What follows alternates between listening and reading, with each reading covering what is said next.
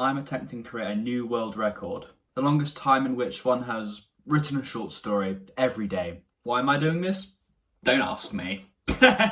Anyway, hope you enjoyed today's instalment. 10. Identity.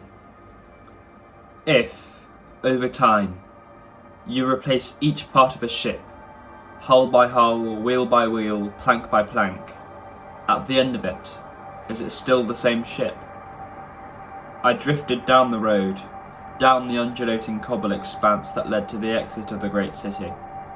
It was dark all around, a strange, wispy veil of blue fog disturbing the black of night above.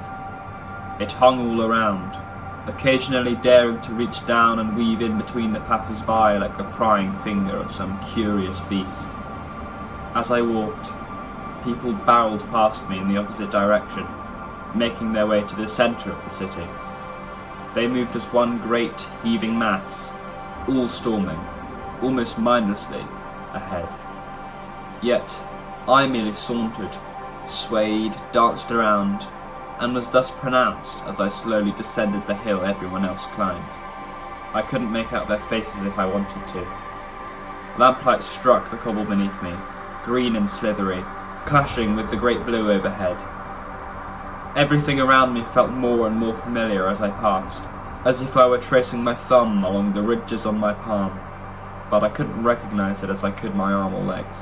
It was strangely vague, but I knew that I had been here before.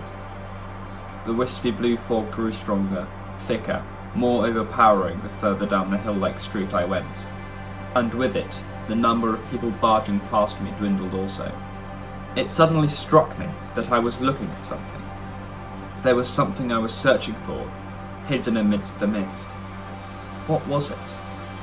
The obscuring blue seemed to tease and giggle at me, dancing around me, knitting through my legs, under my arms, growing thicker and thicker by the step. I continued forwards, however, steeling my step into a march. Soon, as I went, the world was completely clasped by that fog. I was merely feeling around a strange sea of blue, following only an instinct. The same way one would retrace their steps after a long journey. I felt around in the mist, knowing that I was getting closer to it. Whatever brought me here, a subconscious desire or a conscious need to find what I was looking for, that part of me knew it was close. My eyes scanned my uniformly cerulean surroundings, helplessly looking for something where there was no changes in the environment at all. Suddenly, I felt the urge to drop down, so I did. I planted my hand on the floor. I felt something beneath my palm. I looked down, and the uniformity of the surroundings was broken slightly by what looked to be a crystalline shard of ruby. It was deep and spectral, as red as a heart, and I knew that it was what I was looking for. I brought it closer to my face, inspecting it. A strange feeling came over me, one I could not recognise in that moment, but I know now that it must have been nostalgia. It broke through the sea of amnesia.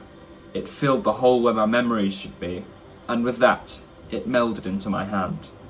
A sharp pain rang out, distantly, in my palm, but it quickly dissipated as a set of images flashed through my mind. An outstretched hand, a flash of golden hair, the trees, the bark, the golden grass, a lamplit ring, a desk of parchment and ink looking out over an ocean, a quaint, meek, yet heart-throbbingly endearing smile. I was tugged back to reality, a small pant to my breath. It was at that point that I remembered my name. Harkill, I whispered, in the voice I now recognised as my own.